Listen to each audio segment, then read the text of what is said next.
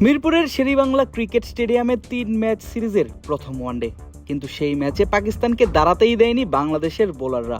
হেসে খেলে টাইগাররা সফরকারীদের হারিয়েছে ৮ উইকেটের বড় ব্যবধানে। শুধু তাই নয়, প্রথম ইনিংসে টাইগার বোলাররা পাকিস্তানকে অল আউট করে মাত্র ১১৪ রানেই। আর এই ব্যাপারটাই মানতে পারছেন না পাকিস্তানের সাবেক ক্রিকেটার কামরান আকমল। দলকে তুলনা করলেন ক্লাব ক্রিকেটের সঙ্গে। বিশেষ করে নিজের দলের ব্যাটিং কলাপস মানতেই পারেননি সাবেক এই উইকেট কিপার ব্যাটার। দলের সর্বোচ্চ রান করা ব্যাটার ফাহিম আশরাফ, তিনি এবং সাহিবজাদা ফারহান ছাড়া আর কোনো ব্যাটারই করতে পারেননি ২০-এর উপর রান। দলের ৬ জন আউট হয়েছেন সিঙ্গেল ডিজিটেই। আর এতেই কামরান আকমলের কাছে মনে হয়েছে কোনো আন্তর্জাতিক দল নয়, পাকিস্তান বরং খেলেছে ক্লাবের কোনো প্র্যাকটিস ম্যাচের মতো করে। চিজি আইসক্রিমের সাথে ভেলভেটি কেকের মিশ্রণে পোলার রেড ভেলভেট আইসক্রিম, মন ভালো থাক। সত্যি বলতে আমার তো এমন মনে হচ্ছিল যে এক পাশে বাংলাদেশ ইন্টারন্যাশনাল টিম আর অন্য পাশে কোনো ক্লাব টিম, যেন তারা বিশ্বকাপের আগে কোনো প্র্যাকটিস ম্যাচ খেলছে। আমি তো আইসিসির র্যাঙ্কিং নিয়েই সন্দিহান। আমরা 4-এ কিভাবে আছি? সত্যি বলছি, ক্লাবের ক্রিকেটেও এমন ব্যাটিং হয় না। ক্লাব ক্রিকেটের ব্যাটাররাও এমনভাবে আত্মসমর্পণ করে না।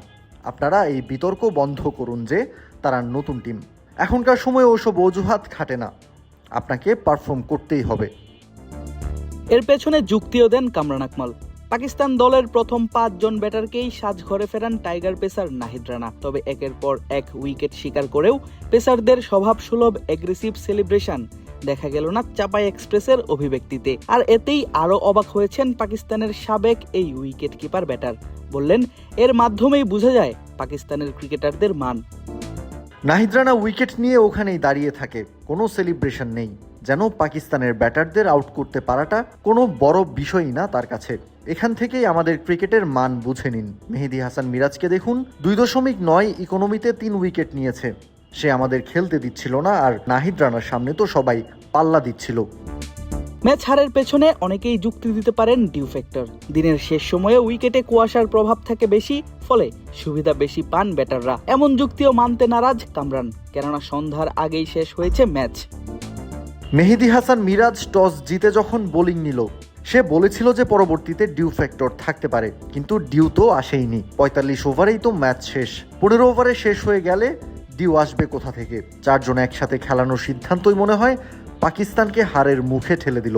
সামনের দুটো ম্যাচ জিতলেও জিততে পারে, কিন্তু আজ যা দেখলাম, ব্যাটারদের যে হাল দেখলাম, একটা ম্যাচ জেতাও অনেক বড় অর্জন হবে।